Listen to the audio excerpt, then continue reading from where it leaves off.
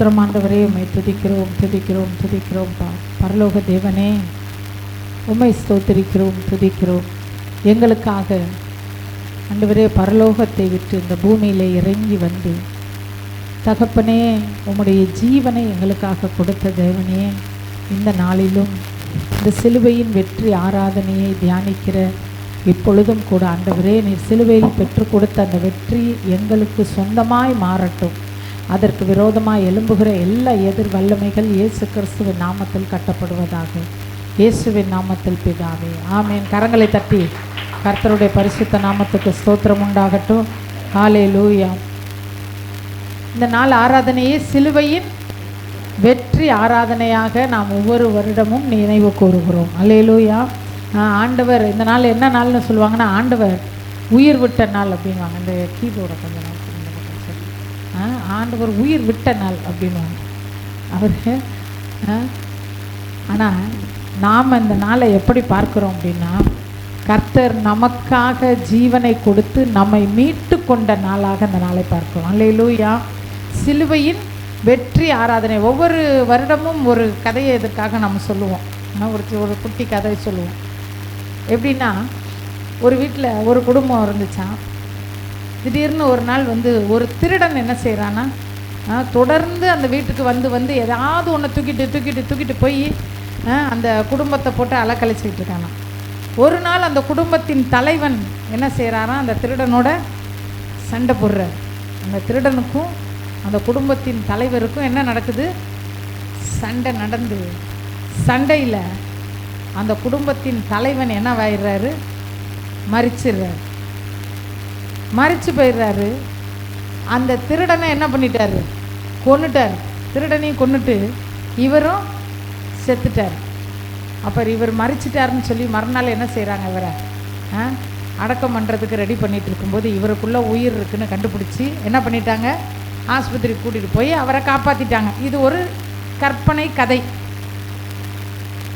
அடுத்த வருஷம் அதே நாள்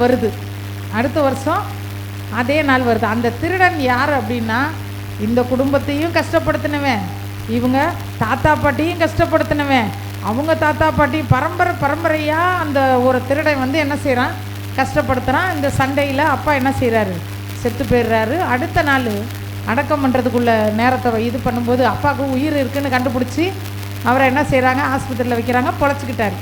இப்போ அடுத்த வருடம் அதே நாள் வருது. அந்த நாளில் அந்த பிள்ளைங்க போன வருஷம் எங்கள் அப்பா எங்களுக்காக செத்தாருன்னு சொல்லி கவலைப்படுவாங்களா, இல்லை போன வருஷம் எங்கள் அப்பா திருடனை ஜெயிச்சாருன்னு சந்தோஷப்படுவாங்களா? அந்த நாளை நீங்கள் அந்த நாளுக்கு என்ன பேர் வைப்பீங்க? எங்கள் அப்பா செத்த நாள்னு வைப்பீங்கன்னா, ஏன்னா அப்பா அன்னைக்கு ஒரு நாள் இறந்தாரு, அடுத்த நாள் என்ன பண்ணிட்டாரு, எந்திரிச்சிட்டாரு. இப்போ வரைக்கும் எப்படி இருக்கிறாரு, அப்பா உயிரோடு இருக்கிறாரு. அப்போ அந்த நாளை கேலண்டரை கையில் கொடுத்து இந்த நாளை நீங்கள் குறித்து கொடுங்க. இந்த நாளை நீங்கள் எப்படி நீங்கள் பார்க்குறீங்கன்னா, எங்கள் அப்பா இறந்த நாள்னு பார்க்கல, எங்கள் அப்பா திருடனை ஜெயிச்ச நாள். அல்லேலூயா. நாம் இந்த பெரிய வெள்ளிக்கிழமையை அப்படி தான் பார்க்குறோம். எப்படி பார்க்குறோம், நம்ம அப்பா சாத்தானை ஜெயித்த நாள், சாத்தானுடைய வல்லமைகளை அழித்த நாள். ஜீவ காலமெல்லாம் மரண பயத்திற்கு உள்ளா இருக்கிறவர்களை விடுதலை பண்ணும்படி அவர் அப்படியானார். எப்படியானார், மாம்சமும் இரத்தமும் உடையவரானார். அல்லேலூயா. அப்புறம் இன்னொரு ஒரு கதை ஒன்று சொல்லுவோம். என்ன அப்படின்னா, ஒருத்தன் என்ன பண்ணிட்டான், திருடி கையும் களவுமா மாட்டிக்கிட்டான். மாட்டின உடனே என்ன செய்கிறாங்க, பல நாள் அவன் திருடிக்கிட்டே இருந்தது, ஒரு நாள் என்ன பண்ணிட்டான், மாட்டிக்கிட்டான். அவனை பிடிச்சி வச்சு அடின்னு அடிக்கிறாங்க அந்த ஊர் மக்கள்லாம். அப்போ அந்த வழியாக ஒரு பெரியவர் வராரு. ஏன்பா அவனை அடிக்கிறீங்க, பாவம்ப்பா, அவன் தான் நான் திருட மாட்டேன்னு சொல்கிறான்ல, நான் செஞ்சது தப்புன்னு சொல்கிறான்ல, விட்டுருங்க அப்படின்றப்ப அந்த ஊர் மக்கள் சொல்கிறாங்களாம், அவன் இவ்வளவு நாள் எவ்வளவு திருடி இருக்கான், அதை யார் கொடுப்பான், நான் கொடுக்குறேன் அப்படின்னு சொல்கிறாங்க. இல்லை நீ கொடுத்தாலும் சரி, அவன் இத்தனை வருஷம் அவன் எல்லாத்தையும் ஏமாத்தினதுக்கு தண்டனை அவனுக்கு கொடுத்து தான் தரணும். அப்போ அந்த வயசானவர் சொல்கிறாரு, அவனுக்கு கொடுக்குற தண்டனையை எனக்கு கொடுங்க, நான் வாங்கிக்கிறேன்னு சொல்லி அவரை மரத்தில் கட்டி வச்சு அடிக்கிறாங்க. அப்போ அவர் என்ன செய்கிறாரு, கையில் இருந்த பணம் எல்லாத்தையும் எடுத்து அந்த பையன் கையில் கொடுக்குறாரு. யார் கையில், அந்த திருடி மாட்டிக்கிட்டான்ல அவன் கையில் கொடுத்து, எப்பா இந்தா இதை வச்சு ஏதாவது தொழில் செஞ்சு என்ன பண்ணு, பொழைச்சிக்கோ, இனிமேல் திருடி இவங்கக்கிட்ட நீ என்ன செய்யாத, அடி வாங்காதன்னு கொடுத்துட்டு மரத்தில் போய் அவரை கட்டி வச்சு அடி அடி அடின்னு அடிக்கிறாங்க. அவன் வாங்க வேண்டிய அடியெல்லாம் அடிக்கிறாங்க. அவர் அந்த பொருளை இழந்தவங்களுக்கும் பணத்தை கொடுத்துட்டாரு, இவனுக்கும் எதிர்காலத்துக்கு தான் வச்சுக்கன்னு கொடுத்துட்டாரு. இவன் வாங்க வேண்டிய அடியையும் அவர் வாங்கிட்டார். இப்போ இவன் போயிட்டு மறுநாள் அந்த வழியாக திரும்பி வரான். திரும்பி வரும்போது இந்த பெரியவர் என்ன செய்கிறாரு, உட்காந்துருக்கிறாரு. உடம்பெல்லாம் காயம், ரத்தமாக வருது. அதோடு உட்காந்துருக்கும்போது அவன் வந்து, ஐயா உங்களுக்கு ரொம்ப நன்றி அப்படின்னான். ஐயா உங்களுக்கு ரொம்ப நன்றின்னானா. அவர் கேட்டாராம், எதுக்குப்பா எனக்கு நன்றின்னு? எனக்கு நீங்கள் காசு கொடுத்தீங்கல்ல, அதை வச்சு பொழைச்சிக்க சொல்லி காசு கொடுத்தீங்கல்ல, நான் அதை வச்சு இப்போ பிஸ்னஸ் பண்ண போகிறேன், அதுக்காக உங்களுக்கு நன்றி. அப்போ அந்த பெரியவர் கேட்டாராம், உனக்கு நான் காசு கொடுத்தேன் இல்லைன்னு சொல்ல, ஆனால் நீ வாங்க வேண்டிய அடியெல்லாம் நான் வாங்கினேன்ல, அதை நீ கொஞ்சம் கூட என்ன செய்யலை, உணரலையா? அல்லேலூயா. இந்த நாளில் சிலுவையை சிலுவையின் வெற்றி ஆராதனை சிலுவையை பார்க்கும்போது அந்த சிலுவையில் நம்மளை தான் பார்க்கணும். நாம் அனுபவிக்க வேண்டியதெல்லாம் அவர் என்ன பண்ணார், அனுபவித்தார். அதனால தான் இந்த நாளை நாம் வெற்றி நாளாக நாம் தேவனை என்ன செய்கிறோம், மகிமைப்படுத்துகிறோம். அல்லேலூயா. இந்த நாளில் ஒரு சில காரியங்களை நம்ம பார்ப்போம். சிலுவை அப்படின்னா என்ன ஞாபகம் வரும்? சிலுவை அப்படின்னா சிலுவைன்னா உடனே டக்குன்னு அதுக்கு இன்னொரு வார்த்தை சொல்லணும். என்ன வார்த்தை சொல்லுவீங்க? சிலுவை. சிலுவையில் ஆண்டவர் என்ன கொடுத்தாரு நமக்கு? சிலுவையில் ரட்சிப்பை கொடுத்தார், பாவ மன்னிப்பை கொடுத்தார். அல்லேலூயா. சிலுவைனாலோ பெரிய வெள்ளினாலோ நமக்கு ஒரு ஞாபகம் தான் வரணும். என்ன ஞாபகம் வரணும்? பாவ மன்னிப்பும் ரட்சிப்பும். ஒரு வசனத்தை வாசிக்கலாம். 1 பேதுரு 1:19 வாசிக்கலாம். இயேசு கிறிஸ்து கல்வாரி சிலுவையில் ரத்தம் சிந்தினது நம்மை மீட்டுக்கொள்ள, நம்ம என்ன செய்ய, மீட்டுக்கொள்ள. எப்படி ஒரு அடகில் இருக்கிற ஒரு நகையை பணத்தை கொடுத்து நம்ம மீட்டுக்கொள்கிறோமோ, அந்த மாதிரி இயேசு நம்மை அவர் இரத்தத்தை கொடுத்து நம்மளை என்ன பண்ணார், அவர் மீட்டு கொண்டார். அதே மாதிரி கொலோசையர் 1:14 வாசிக்கிறோம், அவருக்குள் அவருடைய இரத்தத்தினாலே பாவ மன்னிப்பாகிய மீட்பு நமக்கு உண்டாயிருக்கிறது. பாவ மன்னிப்பாகிய மீட்பை நமக்கு கொடுப்பதற்காக தான் இயேசு சிலுவையிலே இரத்தத்தை என்ன செய்தார், சிந்தினார் அப்படின்னு வாசிக்கிறோம்னா நிறைய வசனம். ரோமர் 8:32 நம்ம எல்லாருக்காகவும் இயேசு தம்மை தாமே ஒப்பு கொடுத்தார். யாருக்காக ஒப்பு கொடுத்தார்? இந்துக்களுக்காகவா, முஸ்லீம்களுக்காகவா, கிறிஸ்தவர்களுக்காகவா, சீக்கியர்களுக்காகவா, இல்லை இந்த ஜாதிக்காரர்களுக்காகவா, இல்லை இந்த ஊர்க்காரர்களுக்கு? அப்படி இல்லை, நம்ம எல்லாருக்காகவும் அவர் என்ன செய்தாராம், தம்மை தாமே என்ன பண்ணாராம், ஒப்பு கொடுத்தார். அல்லேலூயா. அப்போ அப்படி இருக்கும்போது நம்ம எல்லாருக்காக அவர் தம்மை ஒப்பு கொடுத்துட்டப்ப எல்லாருமே அப்போ ரசிக்கப்பட்டிருக்கணும்ல, எல்லாருக்கும் பாவ மன்னிப்பு பெற்று கிடச்சிருக்கணுமா இல்லையா? இயேசு இந்த பூமியில் ரத்தத்தை சிந்தினார். எதுக்காக? ஒருவரும் கெட்டு போகக்கூடாது. அவர் உலக இரட்சகர். உலக மக்கள்லாம் பாவத்திலிருந்து மன்னிப்பு பெறணும், விடுதலை ஆகணும், மீட்கப்படணும் ரத்தம் சிந்தினார். ஆனால் எல்லாருமே ரட்சிக்கப்படலை. அப்போ ரட்சிப்பு அப்படிங்கிறது அவர் ரத்தம் சிந்தினார். ஆனால் யாரெல்லாம் இயேசு எனக்காக ரத்தம் சிந்தினார், அந்த இடத்துல நான் இருக்க வேண்டியது, எனக்கு பதிலாக யார் இருந்தாங்க, இயேசு இருந்தார் அப்படின்னு விசுவாசித்து யாரெல்லாம் அவரை ஏற்றுக்கொள்கிறோமோ அவங்களுக்கு மட்டும்தான் பாவ மன்னிப்பு கிடைக்குதுன்னு நம்ம என்ன செய்கிறோம், நமக்கு எல்லாம் அது தெரியும், நமக்கு தெரிஞ்ச ஒரு வசனம். அப்போ இந்த ரட்சிப்பு வேணும்னா வாயினால் அவரை என்ன செய்யணுமா, அறிக்கை செய்யணும், இருதயத்தில் விசுவாசிக்கணும். இந்த நாளில் இப்போ நேரம் நமக்கு குறைவாக இருக்கிறபடியாக சுருக்கமாக ஒரு சில காரியத்தை பார்க்க போகிறோம். யாரெல்லாம் இயேசுவை வாயினால் அறிக்கை செய்தார்கள், அவரே நீதிபரர், அவர் நீதிமான், அவர் குற்றமற்றவர், அவர்கிட்ட எந்த குறையும் இல்லை, அவர் தான் அப்படின்னு அறிக்கை பண்ணியவர்கள் எத்தனை பேர்கள், அதில் ரட்சிக்கப்பட்டவங்க எத்தனை பேர், ரட்சிக்கப்படாதவங்க எத்தனை பேர்னு சொல்லி ஒரு குறிப்பிட்ட ஒரு சம்பவத்தில், அந்த சிலுவை மரணத்தின் சமயத்தில் இயேசு சிலுவையை சுமக்கிற நேரத்தில், சிலுவையை தொங்குகிற நேரத்தில், அந்த சிலுவையோடு கூட அவர் நியாயாசனத்துக்கு முன்பாக நிற்கிற நேரத்தில் எத்தனை பேர் அந்த இயேசு கிறிஸ்துவை வாயினால் அறிக்கை பண்ணினார்கள், அதில் எத்தனை பேர் ரட்சிக்கப்பட்டாங்க, எத்தனை பேர் ரட்சிக்கப்படலை, அவங்க ரட்சிக்கப்படாதற்கு என்ன காரணம் அப்படின்னு சொல்லி நம்ம பார்ப்போம். வேக வேகமாக பார்ப்போம். ஒரு 6 பேரை குறித்து நம்ம இன்றைக்கி பார்க்க போகிறோம். அல்லேலூயா. எத்தனை பேர்? 6 பேர். முதல்ல பிலாத்து. முதல்ல யார்? பிலாத்து சொல்கிறாரு இயேசு கிறிஸ்துவை என்னன்னு சொல்கிறாரு அவர். லூக்கா 23:4, லூக்கா 23:4, 23:14, 23:22. அவர் சொல்கிறார், மரணத்துக்கு ஏதுவான எந்த ஒரு காரியத்தையும் நான் என்ன செய்யலை. 3 முறை சொல்கிறாரு 23வது அதிகாரத்தில். இவர்கிட்ட எந்த குற்றமும் இல்லை, இவர்கிட்ட எந்த குற்றமும் இல்லை, இவர்கிட்ட எந்த குற்றமும் இல்லைன்னு பிலாத்து சொல்கிறாரு. கடைசியாக ஒரு காரியம் சொல்கிறாரு, மத்தேயு 27:24 சொல்கிறாரு, அவர் நீதிமான் அப்படிங்கிறார். அல்லேலூயா. 27:24 என்ன சொல்கிறாரு? இயேசுவை நீதிமான் அப்படிங்கிறார். அப்போ பிலாத்து இயேசுவினிடத்தில் ஒரு குற்றமும் இல்லை என்று மனதார நம்புகிறார். பகிரங்கமாக அவங்கக்கிட்ட சொல்கிறார், அவர்கிட்ட எந்த குற்றமும் இல்லைப்பா, அவர் நீதிமான் அப்படிங்கிறாரு. அப்போ இயேசுவை நீதிமான், இயேசுக்கிட்ட ஒரு குற்றமும் இல்லைன்னு சொன்ன அந்த பிலாத்து ரட்சிக்கப்பட்டிருக்கணும்ல. அப்புறம் ஏன் சிலுவையில் அவர் அடிக்கிறார்? இயேசுவை சிலுவையில் அறைய ஏன் பிலாத்து ஒப்பு கொடுக்கிறார்? இந்த பிலாத்து ரட்சிக்கப்பட்டாரா? இந்த பிலாத்து என்ன செய்யலை? பிலாத்து ஒரு காரியம் செய்வார். பிலாத்துடைய மனைவி வந்து சொல்லுவாங்க, அந்த மனுஷன் யார்? நீதிமான், சொப்பனத்தில் வெகு பாடுபட்டேன், அவரை ஒன்றும் பண்ணிடாதீங்கன்னு சொல்லுவாங்க. இவர் மனைவி வந்து சொல்கிறத கேட்டு இவர் என்ன பண்ணுறாரு? எவ்வளவோ பிரயாசப்படுவார். ஆனால் யூதர்களுக்கு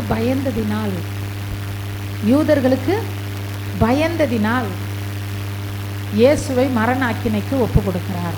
அல்லேலூயா. இயேசு நீதிபரர்னு தெரியும், ஒரு குற்றம் இல்லாதவர்னு தெரியும், இயேசு சொல்கிறது எல்லாமே உண்மைன்னு தெரியும். ஆனால் இயேசு கிறிஸ்துவை சிலுவை மரணத்திற்கு ஒப்பு கொடுக்கிறார். ஏன் ஒப்பு கொடுக்கிறார் அப்படின்னா, யூதர்களை பிரியப்படுத்த மனதுள்ளவனாய். அவங்க சொல்கிறாங்க, இங்கே பாருங்கள், நீங்கள் மட்டும் சிலுவையில் அடிக்கலை அப்படின்னா நாங்கள் யார்கிட்ட போய் சொல்லுவோம்? ராயன்கிட்ட போய் சொல்லிடுவோம். ஏன்னா ராயனுடைய தயவுல தான் பிலாத்து இங்கே என்ன செய்கிறாரு? இருக்கிறாரு. பதவி போயிடும், அந்தஸ்து போயிடும். ஜனங்களை பிரியப்படுத்தணும் அப்படிங்கிறதுக்காக குற்றமற்றவர் நீதிமான்னு தெரிஞ்சே இயேசுவை என்ன செய்கிறார்? மரண ஆக்கினைக்கு ஒப்பு கொடுக்கிறார். அப்போ வாயினால் அறிக்கை செய்த பிலாத்து ரட்சிக்கப்பட இல்லை. நாமளும் தான் வாயினால் அறிக்கை செய்கிறோம், இயேசுவே, இயேசு நல்லவர், இயேசு எனக்காக ரத்தம் சிந்தினார், இயேசு எனக்காக என் பாவங்களை ஏற்றுக்கொண்டார், இயேசு என் துக்கங்களை சுமந்து கொண்டார், எல்லாமே சொல்கிறோம். மனுஷரை பிரியப்படுத்தணுன்றதுக்காக இயேசுவை நாம் அசட்டை செய்கிறோமா? மனுஷரை பிரியப்படுத்தணுன்றதுக்காக இயேசுவை மறுதளிக்கிறோமா? கொஞ்சம் யோசித்து பார்ப்போம். இந்த நாளில் இந்த பெரிய வெள்ளிக்கிழமை அப்படின்ற இந்த அனுசரிக்கிற இந்த நாளில் பிலாத்துவையும் நம்மையும் நம்ம ஒப்பிட்டு பார்ப்போம். நமக்கு எப்படி இயேசு நல்லவர்னு தெரிஞ்சோ அதே மாதிரி பிலாத்துக்கும் இயேசு நல்லவர்னு தெரியும். இன்னும் சொல்லப்பட்டால் மனைவி மூலமாய் கர்த்தர் எச்சரிக்கிறார். ஆண்டவர் வந்துங்க இப்படி தான் ஆண்டவர் மறிக்கணுன்றது எழுதப்பட்டது. ஆனால் சொல்லுவார், நான் இப்படி தான் போகணுன்னு இருக்கு, ஆனாலும் யார் என்னை வந்து தண்டிக்கிறாங்களோ அவனுக்கு பாவம் அப்படின்னுவார். எழுதி இருக்கிறபடி மனுஷகுமாரன் போகிறார், ஆனால் காட்டி கொடுக்குறவனுக்கு ஐயோ. இந்த இடத்துல பிலாத்து ஆண்டவர் குற்றமற்றவர்ன்ற ஒரு நிலைப்பாட்டில் இருக்கிறாரு. ஆனால் நான் இவரை தண்டிக்க மாட்டேங்க, நீங்கள் நான் என்ன செய்ய மாட்டேன்? தண்டிக்க மாட்டேன், இவர் நீதிபரர், இவரை நான் விடுதலை செய்கிறேன்னு சொல்கிறதற்கும் ரொம்ப நேரம் இல்லை. ஆனால் யாருக்கு பயப்படுறாரு? அவர் தன்னுடைய பதவிக்கும் தன்னுடைய அந்தஸ்துக்கும். என்னங்க அந்தஸ்து? மூக்கில் மூச்சு விட்டுக்கிட்டு இருக்கிற வரைக்கும் தாங்க எல்லாமே. பேருக்கு பின்னாடி இருக்கிற எம்பிபிஎஸ்ஸு, எம்எல்ஏ, அப்புறம் எம்பி, அப்புறம் பிஇ, அப்புறம் என்னது இருக்குது? ஆமாம், அப்புறம் பிஎடு, எம்எடு, அது பிஹெச்டி, எல்லாமே மூக்கில் மூச்சு வர வரைக்கும் தான். அந்த மூச்சு நின்றுச்சுன்னா பாடி. கொஞ்சம் யோசிச்சு பாருங்கள். உலக பிரகாரமான அந்தஸ்துகளை பாதுகாக்க வேண்டும் என்பதற்காக நம்மளை சுற்றி நமக்கு பின்னாடி நிற்கிற ஒரு 4 பேரை நான் சந்தோஷப்படுத்தணுன்றதுக்காக இயேசுவை மறுதளிக்கிற ஒரு மனிதனாய் பிலாத்து இருந்தார். அல்லேலூயா.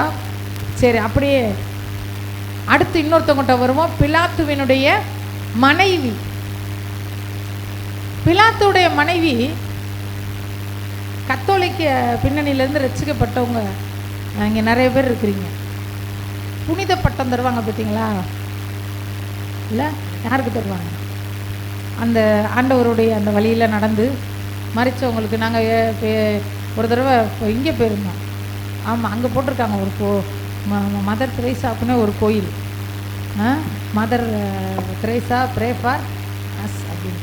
அந்த மாதிரி கத்தோலிக்க திருச்சபையில் புனித பட்டம் பெற்றவர்கள் தான் பிலாத்துவினுடைய மனைவி. அல்லேலூயா. பிலாத்துவினுடைய மனைவியுடைய சரித்திரத்தை நீங்கள் வாசித்து பார்த்தா அந்த திருச்சபையில் அவங்களுக்கு என்ன பட்டம் கொடுத்தாங்களாம்? புனித. ஏன் அப்படின்னா அவர் இறந்ததற்கு பிறகு சரித்திர சான்றுகள், அதாவது பிலாத்துவினுடைய சரித்திர சான்று இருக்கும்ல, பைபிளில் சரித்திர சான்று இல்லாமல் எதுவுமே கிடையாது. பிலாத்து எந்த வருஷம் அவர் அதிகாரத்தில் இருந்தார், எப்போ செத்தார், எப்போ வந்தார், எப்போ போனார், எல்லாமே இருக்கு. அதில் அந்த பிலாத்துவினுடைய மனைவியினுடைய பேர் குறிப்பிடப்பட்டிருக்கு. கிளாடியா ப்ரோக்லா. கிளாடியா ப்ரோக்லா அப்படின்ற பேர் தான் அந்த அம்மாவோட பேர். அவங்க பிலாத்து மரித்ததுக்கப்புறம் அப்போஸ்தலர்கள் கைகளினாலே ஞானஸ்நானம் பெற்று இயேசுவே தேவன் என்று அறிக்கை செய்து அநேக விதவை பெண்களுக்காகவும் பெண்கள் சமுதாயத்திற்காகவும் அதிகமாக அவர்கள் ஊழியம் செய்து இயற்கையான முறையிலே மரணம் அடைந்து அவங்கள ஒரு ஊழியர்கள்ன்ற லிஸ்ட்டில் வச்சு, எப்படி சவேரியார், செபஸ்தியார், அந்தோனியார் அந்த லிஸ்ட்டில் இருக்கிறாங்க இந்த அம்மா. அல்லேலூயா. கிளாடியா ப்ரோக்லா. பிலாத்துக்கிட்ட போய் தைரியமாக சொல்கிறாங்க,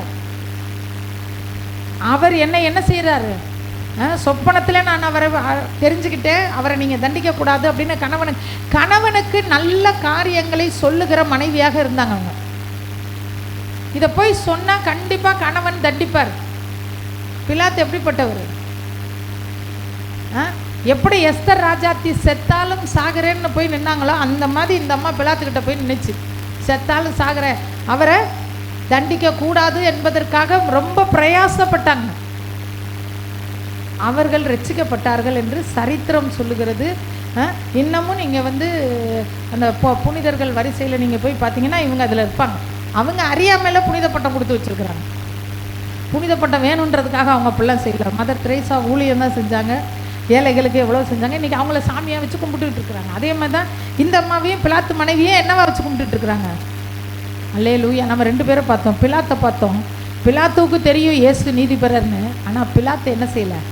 ரட்சிக்கப்பட இல்லை. மனுஷர்களை பிரியப்படுத்தணும்னு நினச்சாரு, பதவியையும் அந்தஸ்தையும் தக்க வச்சுக்கணும்னு நினச்சாரு. அதனால் அவர் ரட்சிப்பை இழந்தார். பிலாத்துவினுடைய மனைவி சீசர்களோடு இறங்கி அவர்கள் ஊழியம் செய்தாருனால் அவங்க இன்னைக்கு அவங்க என்னவா இருக்கிறாங்க? ஒரு செயின்ட் அப்படின்ற ஒரு பேரில் அவங்க என்ன செய்கிறாங்க? அழைக்கப்படுறாங்க. அல்லேலூயா. 2 பேரை பார்த்துருக்கோம். இன்னும் ஒரு ஆளை பார்க்கலாம். ஏரோதுவை குறித்து பார்க்க. ஏரோதுக்கும் பார்த்தீங்கன்னா இயேசுவை குறித்து நல்லாவே தெரியும். ஏரோதை குறித்து ஒரு சில வசனங்களை வாசிக்கலாம். லூக்கா 23:8-9. அல்லேலூயா. போதும். ஏரோதுவை குறித்து புதுசாக வர ஒருத்தர்கிட்ட நம்ம இந்த வசனத்தை படித்தாங்கன்னு வச்சுக்கோங்க. ஒரு கிறிஸ்தவர் அல்லாத ஒரு புதிய ஆத்மா ஒருத்தவங்க வராங்க. அவங்கக்கிட்ட இந்த வசனத்தை படித்து பார்த்து இந்த ஏரோதை பற்றி சொல்லுங்கன்னா எப்படி சொல்லுவாங்க அவங்க? ஏரோது இயேசுவை குறித்து அநேக காரியங்களை கேள்விப்பட்டிருந்தார்.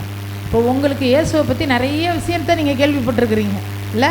கர்த்தர் செய்த அற்புதங்கள் தெரியும், உங்கள் வாழ்க்கையில் செஞ்சது தெரியும், அவங்க வாழ்க்கையில் செஞ்சது தெரியும், இவங்க வாழ்க்கையில் செஞ்சது தெரியும். ஆண்டவர் செய்த அநேக காரியங்களை நீங்கள் கேள்விப்பட்டிருக்கிறீர்கள். அடுத்தது, அவரால் செய்யப்படும் அடையாளத்தை பார்க்க வேண்டும் என்று விரும்பினார். எவ்வளோ நல்ல விருப்பம் பாருங்க. இயேசு குருடர்களுக்கு பார்வை கொடுக்கிறார், செவிடர்களை கேட்க வைக்கிறார், முடவர்களை நடக்க வைக்கிறார், அப்புறம் மரித்தோர்களை உயிரோடு எழுப்புகிறார். இதெல்லாம் நான் பார்க்கணும்ப்பா அப்படின்னு ரொம்ப ஆசைப்படுறாரு. யார்? ஏரோது. அடுத்தது, அவரை காணும்படி வெகு நாள் ஆசை கொண்டு இருந்தான். இயேசுவை எப்படா பார்ப்போம்? எல்லாரும் இப்படி சொல்லிக்கிறாங்களே, இப்படி சொல்கிறாங்களே இயேசுவை, இப்படி சொல்கிறாங்களே இயேசுவை, நாம் ஒரு நாளைக்கு பார்க்கணும். அந்தப்படி அவரை கண்டபோது மிகவும் சந்தோஷப்பட்டு, இயேசுவை பார்த்த உடனேயும் ஏரோதுக்கு ரொம்ப ரொம்ப சந்தோஷமாயிடுச்சா. நீங்கள் ஏரோதுன்னா அந்த ஏரோதை நினச்சிக்க கூடாது. எந்த ஏரோது? இயேசு கிறிஸ்து பிறக்கும்போது சிறு பிள்ளைகள் எல்லாம் அந்த ஏரோது கிடையாது, அவர் செத்து பேர். ஏரோதுன்னா அது ஒரு போஸ்டிங்கோட பேர், அது ஒரு பதவியோட பேர். இப்போ எப்படி சொல்கிறாங்களா ஜட்ஜு அப்படின்றாங்கல்ல, ஆமாம், அந்த மாதிரி ஏரோதுன்னா ஒரு ஆளோட பேர் இல்லை. இப்போ அமுதா பிரியா அப்படி கிடையாது. அப்போ இந்த ஏரோதை பற்றி பார்க்குறோம். இயேசுவால் செய்யப்பட்டதை கேள்விப்படுறார், அவருடைய அற்புத அடையாளங்களை பார்க்கணுன்னு விரும்புகிறார், அப்புறம் அவரை பார்க்கணுன்னு விரும்புகிறார். பார்த்த உடனே பயங்கர சந்தோஷம் அடைகிறார். அல்லேலூயா. ஏரோதுனுடைய இன்னொரு குணாதிசயத்தை நாம் பார்ப்போம். மார்க் 6வது அதிகாரம், மார்க் 6ல் 17 20 வரைக்கும் வாசிக்கலாம். ஏரோதியால் யோவான் ஸ்நானகனுக்கு எதிராக சதி நினைத்து அவனை கொன்று போட மனதாக இருந்தால், ஆகிலும் அவளால் கூடாமல் போயிட்டு. அப்போ இந்த யோவான் ஸ்நானகனை தூக்கி ஜெயிலில் போட்டது காரணம் என்ன? அந்த பொம்பளைக்கு பயந்துக்கிட்டு தூக்கி என்ன பண்ணிட்டாரு, உள்ளே போட்டாரு. ஆனாலும் அந்த பொம்பளை வேற காலி பண்ணணும்னு நினைக்குது, அது முடியவே இல்லை. ஏன் முடியலை? அதேனென்றால் யோவான் நீதியும் பரிசுத்தமும் உள்ளவன் என்று ஏரோது அறிந்து. அல்லேலூயா. ஏரோது யோவான் ஸ்நானகன் நீதி உள்ளவர், யோவான் ஸ்நானகன் பரிசுத்தம் உள்ளவர் அப்படின்னு இந்த ஏரோது அறிந்து அவனுக்கு பயந்து, யோவான் ஸ்நானகனுக்கு பயப்படுறார். யோவான் ஸ்நானகனுக்கு பயப்படுறாரு அப்படின்னா யாருக்கு பயப்படுறாருன்னு அர்த்தம்? கர்த்தருக்கு பயப்படுறாரு. இப்போ ஒன்றும் இல்லை, ஒருத்தவங்க இருக்காங்க, ஒரு தப்பு பண்ணிட்டு வராங்க, ஊழியக்காரங்களை பார்த்துட்டு பயப்படுறாங்கன்னா ஏன் பயப்படுறாங்க? இயேசு பயப்படுறதுனால என்ன செய்கிறாங்க? அப்போ யோவான் ஸ்நானகன் என்ன செய்கிறாரு? யோவான் ஸ்நானகனே நீதி உள்ளவர் பரிசுத்தம் உள்ளவர் ஏரோது அறிகிறாரு. அப்புறம் யோவானுக்கு பயந்து அவனை காத்து. ஒவ்வொரு நாளும் அந்த ஏரோதியால் யோவான் ஸ்நானகனை எதுவும் பண்ணிடக்கூடாது, கொண்டு போடணும்னு நினைக்கிறாளே, இவரை எப்படியாச்சும் நம்ம பாதுகாக்கணும்னு பாதுகாத்து அவன் யோசனையின்படி அநேக காரியங்களை செய்து. எவ்வளவு நல்லவர் பாருங்க ஏரோது. அவன் யோசனையின்படி, யார் யோசனை? யோவான் ஸ்நானகனுடைய யோசனையின்படி அநேக காரியங்கள். எது ஒண்ணுனாலும் ஏரோது யார்கிட்ட வந்து ஐடியா கேட்பாரு? இப்ப யோவான் ஸ்நானகனை தூக்கி ஜெயிலில் வச்சுட்டாரு. எங்கே வச்சுட்டாரு? ஜெயிலில் வச்சுட்டாரு. இப்போ யோவான் ஸ்நானகனுக்கு தெரியும், இவன் மனசார நம்மளை தூக்கி ஜெயிலில் வைக்கல, அந்த கொலகார பொம்பளைக்கு பயந்துக்கிட்டு தான் நம்மளை எங்கே வச்சிருக்காரு. ஆனாலும் விருப்பத்தோட அவன் சொல்லை கேட்டு வந்தான். அல்லேலூயா. இன்னைக்கு ரட்சிக்கப்பட்டவங்க எத்தனை பேருங்க விருப்பத்தோட கர்த்தரோட சொல்ல கேட்குறாங்க? விருப்பத்தோட எத்தனை பேருங்க கர்த்தரோட சத்தத்தை கேட்குறாங்க, வசனத்துக்கு கீழ்ப்படுகிறாங்க? 100 விசுவாசினா 20 பேர் வேணா விருப்பத்தோட கீழ்ப்படையலாம், மீதி 80 பேர்ல ஏதோ ரசிக்கப்பட்ட ஞானசனத்தில் சர்ச்சுக்கு வரோம், ஆமாம் போகணுமே, ஆமாம் ஞாயிற்றுக்கிழமை போகணுமே அப்படின்ட்டு போகிறது விருப்பத்தோட. அப்படி ஆண்டவரே நீங்கள் இப்படி சொல்கிறீங்களா ஆண்டவரே? சரிங்க ஆண்டவரே, நான் செய்கிறேன் ஆண்டவரே, விருப்பத்தோடு எவ்வளோ பேர் கேட்குறோம். ஆனால் நம்மக்கிட்ட எல்லாம் இல்லாத ஒரு நல்ல குணங்கள் எவ்வளோ குணம் ஏரோதுக்கிட்ட இருக்கு பாருங்களேன். ஏரோது யோவானை பரிசுத்தம் உள்ளவர்னு அறிக்கை செய்கிறாரு. அதுக்கப்புறம் என்ன செய்கிறாரா? யோவானுக்கு பயப்படுறாரு. யோவான் சொல்லுகிற வார்த்தைகளை விருப்பத்தோடு கேட்டு அவனுடைய யோவானுடைய யோசனையின்படி தன்னுடைய வாழ்க்கையை நடத்துகிறார். ஆனால் ஏரோதியாளோடு வைத்திருக்கிற சிநேகத்தை மட்டும் விட்டு விலகவில்லை. அல்லேலூயா. ஏங்க எல்லாத்திலையும் யோவானுடைய வார்த்தைக்கு கீழ்ப்படுகிறாங்க. விருப்பத்தோடு அவர் சத்தத்தை கேட்கிறாராம். அதே விருப்பத்தோடு அந்த ஏரோதியால துரத்தி விட வேண்டியதுதானே. அல்லேலூயா. இந்த இடத்துல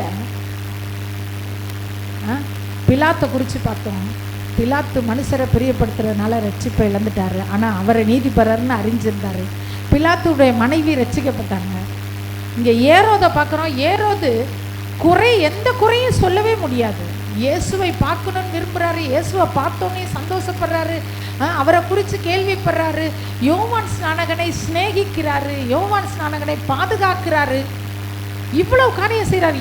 விருப்பத்தோடு யோவான் ஸ்நானகன் சொல்லை கேட்டு கீழ்ப்படிந்து நடக்கிறார். ஆனால் அவர் செய்கிற ஒரு தவறு மட்டும் விட மாட்டேன்னு இருக்கிறார். நாம் கர்த்தருடைய வார்த்தையை எவ்வளவு விருப்பத்தோடு நம்ம கேட்குறோம், எவ்வளவு வாஞ்சையோட பைபிள் படிக்கிறோம், எப்படி இயேசுவை ஏற்றுக்கொண்டோம், எப்படி சர்ச்சுக்கு வரோம். ஆனால் எல்லாமே சரியாக செய்கிறோம். ஆனால் ஒரு விஷயம், எப்படி அந்த ஏரோதுக்கு அந்த சகோதரனுடைய மனைவியை விட்டு விலக மனதில்லாமல் இருந்ததோ, நமக்கு எத்தனை காரியங்களை விட்டு விட மனதில்லாமல் இருக்கிறோம்.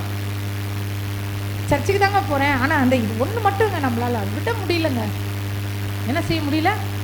விட முடியலங்க. அதனால இயேசுவோட நெருங்க முடியல. விட முடியாத பாவ காரியங்கள் எத்தனை இருக்கு. நான் இது அதெல்லாம் லிஸ்ட்டு போட விரும்பலை. இந்த சிலுவையின் வெற்றி ஆராதனையில் ஏரோதை போல நீங்கள் இருந்தீங்கன்னா அவருடைய சிலுவையின் வெற்றியை நம்ம சொந்தமாக பெற்றுக்கொள்ள முடியாது. ஏரோதுகிட்ட எந்த குறையுமே நம்ம சொல்ல முடியாதுங்க. யோவான் ஸ்நானகனை அவ்வளவு நேசிக்கிற ஒரு மனிதனாக இருந்தார், பாதுகாக்கிறார். ஊழியக்காரர்களை பாதுகாக்கிறவங்களா நீங்கள் இருக்கலாம், ஊழியக்காரவங்களை நேசிக்கிறவர்களா நீங்கள் இருக்கலாம், ஊழியக்காரவங்க வார்த்தைக்கு 100க்கு 100 கீழ்ப்படுகிறவர்களா நீங்கள் இருக்கலாம். ஆனால் கர்த்தருக்கு பிரியமில்லாத ஏதோ ஒரு காரியத்தை நீங்கள் தொடர்ந்து செஞ்சுக்கிட்டே இருந்தீங்கன்னா இயேசு சிலுவையில் ரத்தம் சிந்தினதை நம்ம அவமதிக்கிறோன்னு அர்த்தம். அல்லேலூயா. இந்த நாளிலே நம்மை நாமே நிதானித்து பார்ப்போம். அல்லேலூயா. ஒருவரை குறித்து பார்ப்போம். இயேசுவை குற்றமற்றவர்னு அறிக்கை செய்த இன்னொரு மனுஷன், அந்த லூக்கா 23 40 43 வரைக்கும் வாசிக்கலாம். அல்லேலூயா. சிலுவையிலே 2 பேர் என்ன செய்தார்கள்? கல்லர்கள் இருந்தாங்க. அந்த 2 கல்லரில் முதல்ல 2 பேருமே அவரை திட்டுவாங்கன்னு இருக்கும். முதல்ல 2 பேரும் பேசுவாங்க. அதுக்கப்புறம் ஒருத்தர் சொல்லுவார், நாம் தப்பு செஞ்சோம், தண்டிக்கப்பட்டிருக்கோம், அவர் எந்த தப்பும் பண்ணலையே அப்படின்றார். அல்லேலூயா. இயேசுவை குற்றமற்றவர் நீதிபரர்னு அந்த கல்லர்களிலே ஒருவன் அறிக்கையிட்டான்.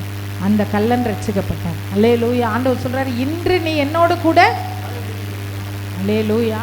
கர்த்தரை அறிக்கை செய்கிறவனாய் மட்டுமல்ல, தன்னுடைய குற்றத்தை உணர்ந்தான். நாம் எப்படிப்பட்டிருக்கோம்? நியாயப்படி தண்டிக்கப்பட்டிருக்கிறோம், நியாயப்படி நம்ம தண்டிக்கப்பட்டிருக்கோம் அப்படின்னு தன்னுடைய தவறை ஒத்துக்கொண்டான் அந்த கல்லன். நாம் இயேசுவை நீதிபரர்னு அறிக்கையிடுறோம், நம்முடைய தவறை நம்ம ஒத்துக்கொள்கிறோமா? நம்ம ஆண்டவரே ஒரு காரியத்தை நீ இதை செய்யாதனால, இல்லை ஆண்டவரே உங்களுக்கு தெரியாத ஆண்டவரே யார்கிட்ட சொல்லுவோம்? ஆமாம், ஆண்டவர் சொல்லுவார், ஒருத்தரை காமிப்பார், இவங்களை போய் மன்னிச்சிரு, இவங்களோட ஒப்புரை வாங்கணும். இல்லை ஆண்டவரே உங்களுக்கு தெரியாது, நான் போய் இப்போ பேசினா அவங்க இப்படி சொல்லுவாங்க ஆண்டவரே, நான் போய் இப்போ பேசினா அது அப்படி ஆயிரும் ஆண்டவரே. அதனால யாருக்கு? ஆண்டவருக்கு ஆலோசனை சொல்லுகிறவர்களாக இருக்கிறோம். அவர் சொல்கிறார், நான் குற்றம் செய்தவன், நான் பாவம் செய்தவன், எனக்கு வந்திருக்கிற தண்டனை நியாயமானது, ஆனால் அவர் என்ன செய்யலை, ஒரு குற்றமும் செய்யவில்லை அப்படின்னு அறிக்கை செய்கிறாரு. சொல்லிட்டு அடுத்த வார்த்தை என்ன பண்ணுறாரு? ஆண்டவரே உம்முடைய ராஜ்யத்தில் வரும்போது அடியேன். அங்கே தான் இருக்குது விஷயம். அங்கே தான் தான் குற்றவாளி அப்படின்னு நம்புறதுனால ஒருத்தர் பரலோகம் போக மாட்டாங்க. நான் பாவி என்று உணர்கிறதுனால ஒருத்தவங்க பரலோகம் போக முடியாது. நான் பாவின்னு உணர்ந்த அடுத்த மாத்திரத்தில் இயேசுவே என்னை நினைத்தருளும், பாவியாகி என் மேல் கிருபையாயிரும்.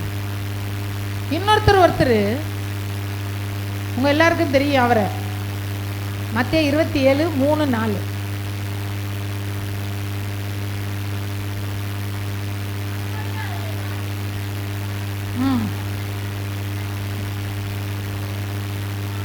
மனஸ்தாபப்பட்டார். யூதாஸ் காரியோத்து என்ன பண்றாரு? மனஸ்தாபம்னா என்னங்க? பொய்யான மனஸ்தாபமா, உண்மையான மனஸ்தாபம்? எதை பார்த்து மனஸ்தாபம் பண்றாரு? மரண ஆக்கினைக்குள்ளாக அவர் தீர்க்கப்பட்டுட்டாரே, இவர் எப்படி வெளில வந்துருவாருன்னு நினைச்சாரு அவரு. இவர் என்ன வைட்டாரு? மரண ஆக்கினைக்குள்ளாக தீர்க்கப்பட்டதை கண்டு மனஸ்தாபப்பட்டு அடுத்தது தான் செய்த தவறுக்கு பிராயச்சித்தம் தேட விரும்புகிறாரு. என்ன செய்கிறாரு? அந்த 30 வெள்ளிக்காசை பிரதான ஆசாரியரிடத்திலும் மூப்பரிடத்திலும் திரும்ப கொண்டு வந்து அல்லேலூயா. கொஞ்சம் அந்த யூதாஸ் காரியத்தை கொஞ்சம் யோசிச்சு பார்ப்போம். நம்ம பிலாத்தை பார்த்தோம், பிலாத்தினுடைய மனைவியை பார்த்தோம், ஏரோதை பார்த்தோம், கல்லனை பார்த்தோம். இவர் பாருங்க, தான் செஞ்சது தப்புன்னு முதல்ல உணர்றார். உணர்வில்லாத இருதயம் கிடையாது யூதாசுடைய இருதயம். யூதாசுடைய இருதயம் எப்படிப்பட்ட இருதயம்? உணர்வுள்ள இருதயம். அதனால தான் உணர்றாரு, ஐயோ நான் என்ன பண்ணிட்டேன், தப்பு பண்ணிட்டேனேன்னு. நேரம் எங்கே ஓடுறாரு? பிரதான ஆசாரியரிடத்திலும் மூப்பரிடத்துக்கும் திரும்ப அந்த காசை கொண்டுட்டு வந்து, குற்றமில்லாத இரத்தத்தை நான் காட்டி கொடுத்ததினால் பாவம் செய்தேன் என்றான். அல்லேலூயா. அதற்கு அவர்கள், எங்களுக்கு என்ன, அது உண்பாடு என்றார்கள். அல்லேலூயா. கள்ளன் தான் தன்னிடத்தில் குற்றம் உண்டு என்பதை உணர்ந்து இயேசுவினிடத்தில் திரும்புகிறார். ஆனால் யூதாஸ் தன்னிடத்தில் குற்றம் உண்டு என்று உணர்ந்து மனுஷங்கிட்ட எங்க குற்றம் செஞ்சோமோ அங்க போறாரு. பிராயச்சித்தத்தை எங்க தேடுறாரு? தன்னுடைய கிரியைகளினால் பிராயச்சித்தத்தை தேடுகிறார். கள்ளன் இயேசுவினிடத்தில் பிராயச்சித்தத்தை தேடுகிறார். நீங்களும் ஏதோ ஒரு குற்றம் செஞ்சிட்டீங்க, ஏதோ ஒரு தப்பு பண்ணிட்டீங்கன்னா, நான் இந்த தப்பு பண்ணேன், இப்போ உதாரணத்துக்கு என்ன சொல்லலாம், ஒரு பணம் ஒரு 5000 ரூபா வச்சுக்கோங்க. நீங்கள் ஒரு கடைக்கு போகிறீங்க, அந்த கடைக்காரரு உங்களுக்கு ஒரு 5000 ரூபா பணத்தை கூட கொடுத்துட்டாரு. எப்படி கொடுத்துட்டாரு? கூட கொடுத்துட்டாரு. அதுக்கப்புறம் அந்த கடைக்காரரு உங்களை ஃபோன் பண்ணி கேட்குறாரு, ஏங்க நான் உங்கள்கிட்ட பேலன்ஸ் கொடுக்கும்போது ஒரு 5000 ரூபா கூட கொடுத்துட்டேன், அந்த பணத்தை கொடுங்கன்றாரு. நீங்கள் என்ன சொல்கிறீங்க? இல்லைங்க அப்படின்னு சொல்லிட்டு அந்த பணத்தை வச்சுக்கிறீங்க. அப்புறமா உங்கள் இருதயம் என்ன செய்யுது?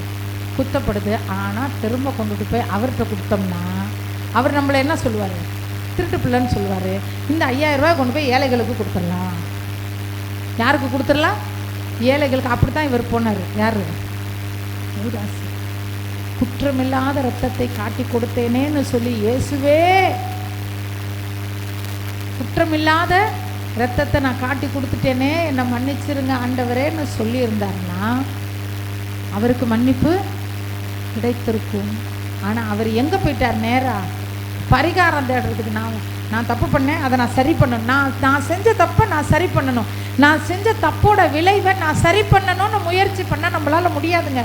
அப்படி நம்மளால் சரி பண்ண முடியும் அப்படின்னா இயேசு கிறிஸ்து சிலுவையில் இரத்தத்தை சிந்த வேண்டிய அவசியமே இல்லை. முதல்ல இயேசுவை பார்க்கணும். மனஸ்தாபம் வந்துச்சுன்னா, இருதயத்தில் மனஸ்தாபம் வந்துச்சு, நம்ம பாவி அப்படின்னு நமக்கு தோணுது, நம்ம தப்பு பண்ணிட்டோன்னு தோணுது, நான் உடனே அவர் காலில் தான் முதல்ல விழுகணும். ஏன் அவங்கெல்லாம் செய்யலையா, ஏன் இவங்கெல்லாம் செய்யலையா? அப்படி அல்ல. அந்த கள்ளனுக்கும் யூதாஸ் காரியத்துக்கும் நிறைய வித்தியாசம் உண்டு. இதே பேதுருவும் மறுதளிக்கிறார். பேதுரு என்ன செய்கிறாரு? மறுதளிக்கிறார். 3 முறை பேதுரு என்ன பண்ணுறாரா? மறுதளிக்கிறார். இயேசு பாருங்களேன், ஏங்க 3 தடவை மறுதளி பண்ணுறாரு? 3ங்கிறது என்ன? அவருக்கு என்ன ராசியான நம்பரா? பிதா குமாரன் பரிசுத்தாவியா? ஒரு சிலர் சொல்லுவாங்க பிதாவை ஒரு முறை, குமாரனை ஒரு முறை, பரிசுத்தாவியை ஒரு முறை. அப்படி இல்லைங்க, 3 முறை அவர் இயேசு தான் சொல்கிறார், நீ 3 தடவை என்ன பண்ணுவேன்? மறுதளி பண்ணி. ஏன் தெரியுமா 3 தடவை? அவர் மறுதளிக்காமல் இருக்கிறதுக்கு ஆண்டவர் ஒரு வழியையும் ஆயத்தப்படுத்தி வச்சிருந்தார்.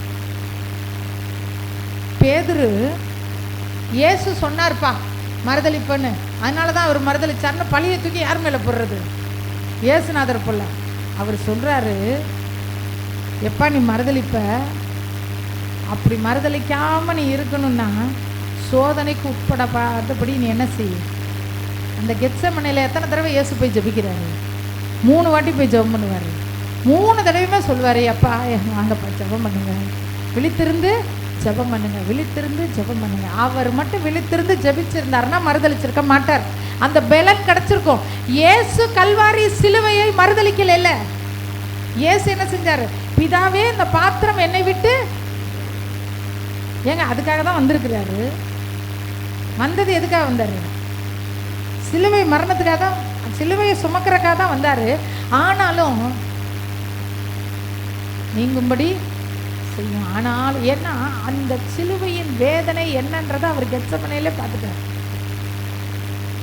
அப்ப அவர் நிக்கிறது ஜெபிக்க அவர் என்ன செய்கிறாரு? 3 முறை போய் ஜெபிக்கும் போது தூதன் இறங்கி அவரை பலப்படுத்துகிறாரு. அதுக்காக தான் வாங்கப்பா நீங்களும் விழித்திருந்து ஜெபிங்கப்பா, ஜெபிச்சாதாங்க நிலை நிற்க முடியும். ஜெபிக்கலைன்னா என்ன செய்ய முடியாது? நிலை நிற்க முடியாது. சரி, இப்போ அடுத்து இந்த யூதாஸ் காரியத்தை பார்த்தோம். யூதாஸ் காரியத்தை என்ன செய்யலை? ரட்சிப்பை பெற்றுக்கொள்ள முடியவில்லை. பிலாத்து ரட்சிப்பை பெற்றுக்கொள்ளலை. ஏரோது ரட்சிப்பை என்ன செய்யலை? பெற்றுக்கொள்ளலை. ஏரோது பிலாத்தை விட டாப்பில் இருந்தார். ஆனால் ஏரோது என்ன பண்ணல? அந்த ஒரு விஷயத்தை விட முடியாதனால, விடுறதுக்கு விருப்பம் இல்லாதனால, இங்கிட்டு ஏரோதையாலையும் வச்சுக்கிட்டு, இங்கிட்டு யோவான் ஸ்நானகன் பேச்சையும் கேட்டுக்கிட்டு, இப்படி என்ன செய்ய? இயேசுவையும் வச்சுக்குவேன், பாவத்தையும் வச்சுக்குவேன், இயேசுவையும் வச்சுக்குவேன், இதையும் வச்சுக்குவேன், இயேசையும் வச்சுக்குவேன், சிற்றின்பத்தையும் வச்சுக்குவேன், இயேசு கிறிஸ்துவை வச்சுக்குவேன், பாவ காரியங்களையும் வச்சுக்குவேன், இயேசு கிறிஸ்துவையும் வச்சுக்குவேன், சிகரெட்டையும் வச்சுக்குவேன், இயேசு கிறிஸ்துவையும் வச்சுக்குவேன், அப்படியே சொல்லிகிட்டே போல வரிசையாக அசுத்தமான காரியங்கள் அதையும் நான் என்ன செய்வேன் அப்படின்ற அளவுக்கு இருந்தால் ஏரோது மாதிரி ரட்சிப்பை என்ன செய்ய முடியாது? பெற்றுக்கொள்ள முடியாது. இப்போ இவரை பார்த்தோம், யூதாஸை பார்த்தோம். யூதாஸ் உணர்வுள்ள மனிதனாக இருந்தார். ஆனால் கர்த்தரிடத்தில் அவர் திரும்பாமல் தன்னுடைய சுய பலத்தில் அவர் நிற்கணும்னு விரும்பினார். நிற்க முடியாமல் என்ன பண்ணிட்டாரு? போயிட்டாரு. அல்லேலூயா. இன்னும் ஒரு மனிதனை பார்ப்போம். லூக்கா 23:47. லூக்கா 23:47.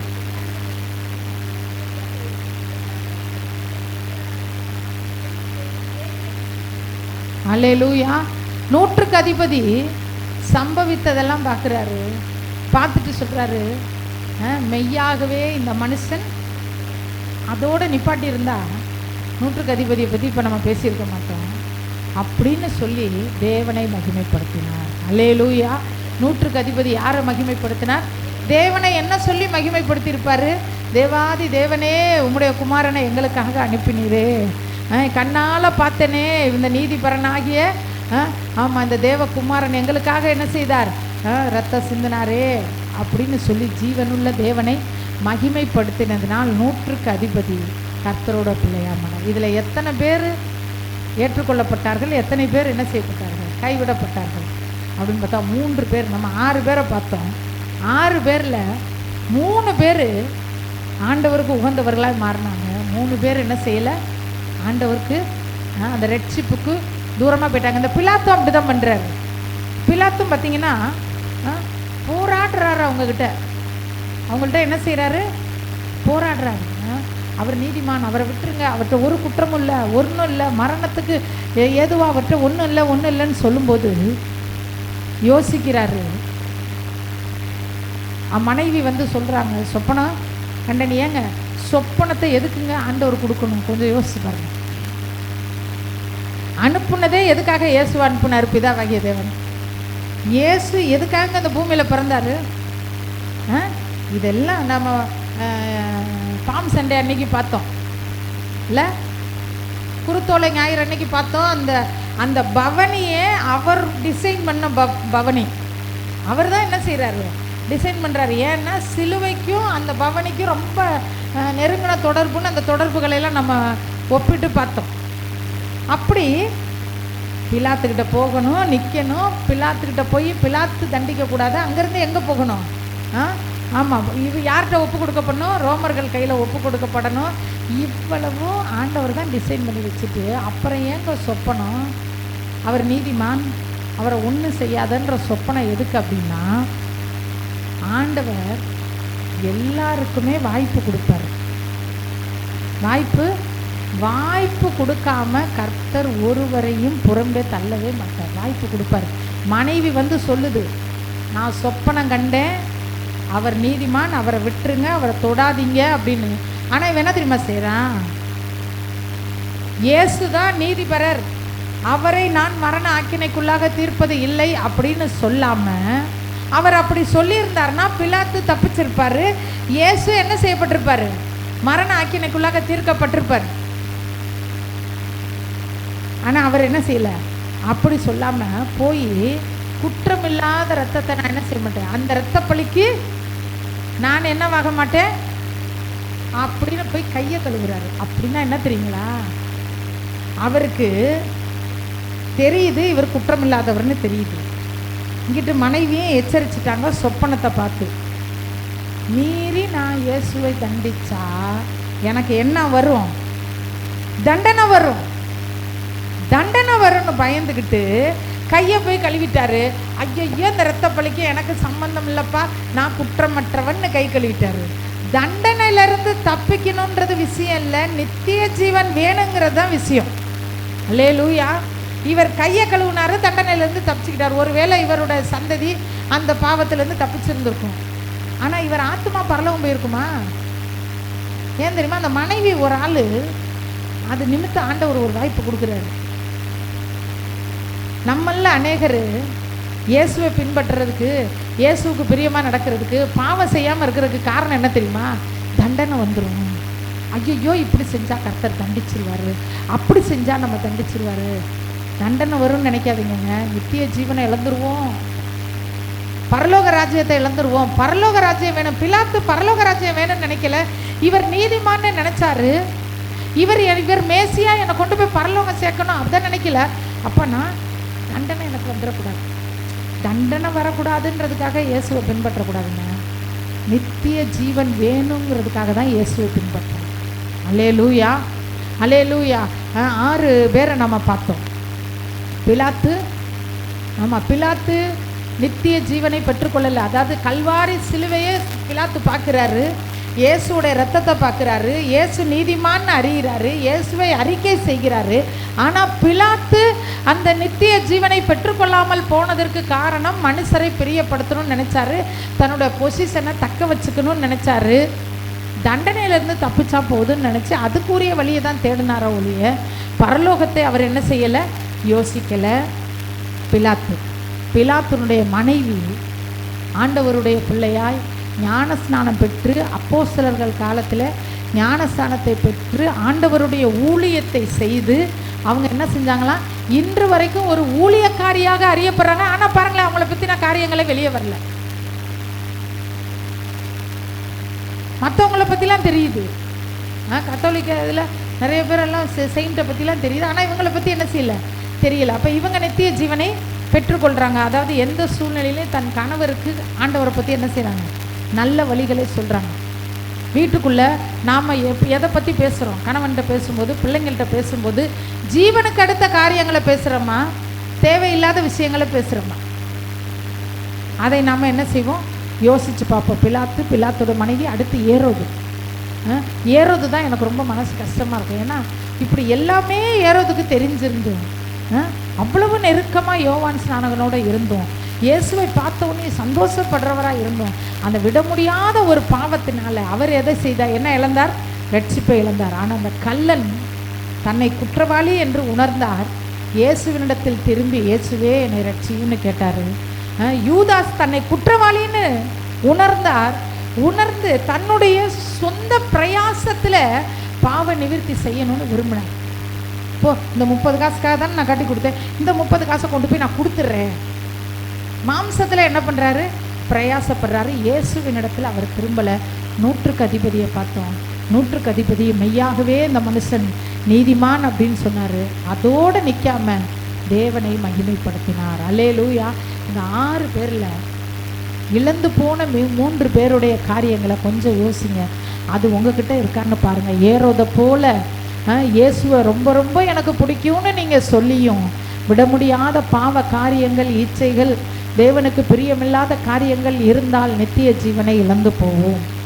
யூதாசை போல ஆண்டவரிடத்துல ஒரு காரியம் உணர்த்தப்படுதா, உடனே இயேசுவின் பாதத்தில் விடாமல் சுய நீதியில் நானா ஏதாவது பண்ணணும், இதை பண்ணி சரி பண்ணிக்குவேன், அதை பண்ணி சரி பண்ணிக்குவேன் இல்லாமல் கர்த்தரை பிடிக்காமல் இருந்தா அதை நாம் என்ன செஞ்சுருவோம், இழந்து போயிடுவோம். பிலாத்தை போல, பிலாத்து, ஏரோது, யூதாஸ் காரியத்து, இந்த 3 பேரை போல நாம் என்ன செய்யக்கூடாது, இருக்கக்கூடாது.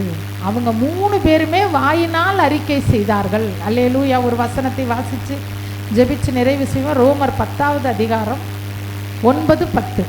ரோமர் 10வது அதிகாரம் 9-10. ரட்சிப்பு உண்டாக வாயினாலே அறிக்கை பண்ணப்படும். ரட்சிப்பு உண்டாகணும்னு தான் ரத்த சிந்தினார் இயேசு. இந்த சிலுவையின் வெற்றி ஆராதனையில் இயேசு கிறிஸ்து ரத்த சிந்தினதே நமக்கு ரட்சிப்பு உண்டாகணும். அப்ப அந்த ரட்சிப்பு உண்டாகனா வாயினால் இயேசுவை அறிக்கை செய்யணும். வாயினால் அறிக்கை செய்து 6 பேரை பார்த்தோம். அதுல 3 பேர் ரட்சிக்கப்பட்டார்கள், 3 பேர் ரட்சிக்கப்படலை. நாம் அந்த ரட்சிக்கப்படுறவங்க லிஸ்ட்ல எடுக்கணும். இன்றைக்கு சிலுவையின் வெற்றி ஆராதனையில எந்த வெற்றியை தெரியுமா நாம் மையப்படுத்தி நாம இந்த நாளில கொண்டாட போறோம்? எந்த வெற்றி? ரட்சிப்பு. ஆண்டவரே, இந்த நாளிலே என்னை ரட்சித்தீரே. அந்த கல்வாரி சிலுவையின் ரத்தம் என்னை ரட்சித்தது. பிலாத்துவ மாதிரி எத்தனை பேருக்கு இயேசுவை தெரியும் தெரியுமா? இயேசு நீதிபரர் நல்லா தெரியும். ஆனா யூதருக்கு பயந்ததினால், யூதர்களை பிரியப்படுத்தணுன்றதுக்காக இயேசுவை கை கழுவி விட்டாரு. இன்னைக்கு எத்தனை பேரு இயேசுவை பத்தி நல்லா தெரியும், அவர் தான் ரட்சகர், அவர் தான் கடவுள், அவர் தான் எல்லாம், எனக்காக ரத்தம் சிந்தினார், எல்லாமே தெரியும். ஆனா ஞானஸ்தானம் எடுக்க மாட்டாங்க. ஏன் தெரியுமா? ஜனங்களை பிரியப்படுத்த மனதில் ஞானஸ்தானம் எடுத்துட்டா நீ அல்லேலூயாக்கு போயிட்டேன்னு சொல்லிடுவாங்க. இயேசுவை ஏற்றுக்கொண்டுட்டா என்னை ஒதுக்கிடுவாங்க, என்ன பண்ணிடுவாங்க, அப்படி பண்ணிடுவாங்க, இப்படி பண்ணிடுவாங்கன்றதுக்காக இயேசுவின் ரட்சிப்பை ஏற்றுக்கொள்ளாம இருக்கிறவங்க எவ்வளவு பேர் இருக்கிறாங்க. அல்லேலூயா. இந்த நாளிலே நாம் ஒப்பு கொடுக்க போறோம். ஆண்டவரே, என்னை ரட்சியும், ஆண்டவரே என் குடும்பத்தை ரட்சியும். இந்த சிலுவையின் வெற்றி ஆராதனையில ஆண்டவரே என் குடும்பத்தில உள்ள எல்லாரும் ரட்சிக்கப்பட்டு, எல்லாரும் ஞானஸ்தானம் பெற்று, எல்லாரும் நித்திய ஜீவனை அறியணும். ஆண்டவரே, நித்திய ஜீவனை அடையணும். ஆண்டவரே, ஏரோத போல இழந்து போயிடக்கூடாது. ஆண்டவரே, யூதாஸ் காரியத்தை போல இழந்து போயிடக்கூடாது, பிலாத்துவ போல இழந்து போயிடக்கூடாது. நானும் என் வீட்டாருமோ வென்றால் கர்த்தரையே சேவிப்போம். நம்ம எல்லாரும் எழும்பி நின்று ஹalleluya ஹalleluya ஹalleluya ரிகா லமா நபா ரகா லமா நபா ரபா. இந்த சிலுவையின் வெற்றி ஆராதனையில ஆண்டவரே ரட்சியும். ஆண்டவரே, அவருடைய இரத்தத்தினாலே பாவ மன்னிப்பாகிய மீட்பு நமக்கு உண்டாயிருக்கிறது. பாவ மன்னிப்பாகிய மீட்பு எங்களுக்கு உண்டாயிருக்கிற அந்த பாவ மன்னிப்பாகிய மீட்பு எங்க குடும்பத்துக்கு வேணும். ஆண்டவரே, ஹalleluya. முதலாவது நம்மை ஒப்பு கொடுப்போம். ஒருவேளை பாவ மன்னிப்பை இன்னும் முழுமையா பெற்றுக்கொள்ளல, இன்னும் முழுமையான ரட்சிப்பை நான் பெற்றுக்கொள்ளல, இன்னும் ஞானஸ்தானம் எடுக்கலன்றவங்க ஒப்பு கொடுங்க. இந்த நாளில ஒப்பு கொடுங்க. இயேசுவே, பிலாத்த மாதிரி நான் இருந்துடக்கூடாது. ஜனங்களை பிரியப்படுத்துறதுக்காக இயேசுவை இழந்துடக்கூடாது. அவங்க கோச்சுக்குவாங்க, இவங்க கோச்சுக்குவாங்க, இவங்க திட்டுவாங்க, அது கிடைக்காது இது கிடைக்காதுன்றதுக்காக இயேசுவை இழந்துடக்கூடாது. இயேசுவே, எனக்கு நீங்க வேணும். இயேசுவே, எனக்கு நீங்க வேணும். ஒப்பு கொடுக்கலாம். ரீகா லமா நக ரபா லக ரபா நக ரக லமா நக ரக லபா. ஓ ரிபா பாபா பாபா ரீகா ரபா பாபா பாபா ரீகா ரபா பாபா பாபா ரத ரக ரபா பாபா பாபா ரீகா லபா பாபா பாபா ரக லபா பாபா ரக லமா நபா. ஓ, இந்த சிலுவையின் வெற்றி ஆராதனையில இயேசுவே ரட்சியும். இயேசுவே, எங்க குடும்பத்துல ரட்சிக்கப்படாதவர்களை எல்லாம் ரட்சியும். இயேசுவே, எங்கள் கணவனை ரட்சியும். இயேசுவே, எங்கள் மனைவியை ரட்சியும். இயேசுவே, என் சகோதரர்களை ரட்சியும். இயேசுவே, என் சகோதரிகளை ரட்சியும். இயேசுவே, என் பிள்ளைகளை ரட்சியும். இயேசுவே, என் மருமக்கள் மார்களை ரட்சியும். இந்த சிலுவையின் வெற்றி, இந்த சிலுவையின் வெற்றி என் குடும்பத்திலே நிறைவேறட்டும், என் குடும்பத்திலே நிறைவேறட்டும். நானும் என் வீட்டாருமோ வென்றால் கர்த்தரையே சேவிப்போம். ரீகா ரபா லபா ரபா லபா ரபா ரீகா லபா நக ரபா லபா ரீகா லபா நக ரபா லபா ரபா ரீகா லபா நக ரபா லபா ரபா லபா கபா லபா ரபா லபா ரபா ரீகா லபா நக ரபா லபா ரபா லபா கபா லக ரபா லபா ரபா லபா ரீகா லபா நக ரபா லபா ரபா லக ரக சக லபா லபா. குடும்பமாய் ரட்சிக்கப்படட்டும். குடும்பமாய் ரட்சிக்கப்படட்டும். ஆண்டவரே, உம்மை துதிக்கிறார், உம்மை ஸ்தோத்தரிக்கிறார். ஹalleluya ஹalleluya ஹalleluya. தண்ணீர்களின் மேல் போடப்பட்ட ஆகாரம் மிகப்பெரிய விளைச்சலா எழுந்து நிக்கட்டும். ஆமென் ஆமென். ஆண்டவரே, எவ்வளவு சுவிசேஷம் சொல்லி இருக்கோம், இன்னும் ஒரு மனமாற்றம் இல்லையேன்னு ஏங்கி தவிக்கிற ஒவ்வொருவருக்காக இந்த நாளிலே ஜெபிக்கிறோம். இந்த சிலுவையின் வெற்றி ஆராதனையில குடும்பங்கள் ரட்சிக்கப்படட்டும். குடும்பங்கள் சத்தியத்தை அறிகிற அறிவிலே நிரப்பப்படட்டும். இயேசு எனக்காக ரத்தம் சிந்தினார், எனக்காக மரித்தார், எனக்காக 3ஆம் நாள் உயிரோடு எழுந்தார் என்ற பூரண நிச்சயம் ஆண்டவரே ஒவ்வொரு குடும்பங்களுக்கும் நிறைந்திருக்கும்படி ஜெபிக்கிறோம். அப்பா, உம்மை துதிக்கிற. ஏரோதை போல இயேசுவை பார்த்தவுடன் சந்தோஷப்பட்டார். அநேகருக்கு ஜெபத்துக்கு வந்தா எனக்கு சந்தோஷமா இருக்கு, பைபிள் படிச்சா சந்தோஷமா இருக்கு, ஜெபம் பண்ணினா சந்தோஷமா இருக்கு, ஆவியில நிரம்பினா சந்தோஷமா இருக்கு, ஏரோத போல சந்தோஷப்படுறீங்க. ஆனா ஒரு சில காரியத்தை விடாம புடிச்சு வச்சிருக்கோம்ல, ஒரு சில காரியத்தை விடாம புடிச்சு வச்சிருக்கோம்ல. ஊழியக்காரனை காப்பாற்றினார், ஊழியக்காரனை பாதுகாத்தார், ஊழியக்காரன்ட்ட அவருடைய யோசனை எல்லாம் கேட்டு கேட்டு கீழ்ப்படிந்தார். நல்ல கவுன்சிலிங் அவருக்கு கிடைச்சிச்சு. அநேக விஷயங்கள்ல யோவானுடைய ஆலோசனைகளை கேட்டார். நீங்களும் அநேக விஷயத்துல கர்த்தரோட ஆலோசனைக்கு கீழ்ப்படிஞ்சிருப்பீங்க. ஆனா ஏரோத போல ஏதாவது ஒரு சில காரியங்கள் இருக்கா இந்த சிலுவையின் வெற்றி ஆராதனையில? அந்த ஒரு காரியத்திலிருந்து கர்த்தர் இந்த நாள்ல உங்களுக்கு விடுதலை கொடுக்கிறார். ஆண்டவர் உங்களுக்கு எதை உணர்த்துறாரோ, இந்த காரியம் உங்ககிட்ட எனக்கு பிடிக்கல, நீ இதை செய்யறது சரியில்லை, நீ செய்யறது தப்புன்னு ஆண்டவர் என்ன உணர்த்துறாரோ, ஒவ்வொருவருக்குள்ள ஏதோ ஒரு காரியத்தை உணர்த்துவார். அதை ஒப்பு கொடுங்க. ஆண்டவரே, இதுல நான் வெற்றி பெறணும், இதுல நான் வெற்றி பெறணும். இந்த சிலுவையின் வெற்றி ஆராதனையில ஆண்டவரே, தேவனை என்னை பிரிக்கிற இந்த காரியத்திலிருந்து இயேசுவின் நாமத்தில் எனக்கு பூரண விடுதலை உண்டாகட்டும். ரீபா லபா ரபா லபா ரபா ரீகா லமா நக ரகா லமா நக ரகா லமா நக ரகா லகா நக ஓ ரீபி லாத நக சியா லக துராக்கர பரகதியா நிகுலமா நக ரகா லமா நக ரகா லமா நக ரகா லகா ரகா லகா ரகா. இயேசுவின் நாமத்தினால ஆண்டவரே உம்மை துதிக்கிறோம். நான் செஞ்ச தப்புக்கு நான் தான் தண்டனை அனுபவிக்கணும், நான் செஞ்ச தப்போட தண்டனையை நான் தான் அனுபவிக்கணும்னு சொல்லி தூக்கி உங்க தலையில போட்டுக்காதீங்க. யூதாஸ் காரியத்தை போல நான் காட்டி கொடுத்துட்டேன், நான் போய் அதை சரி பண்ண போறேன்னு போய் நீங்க போகாதீங்க.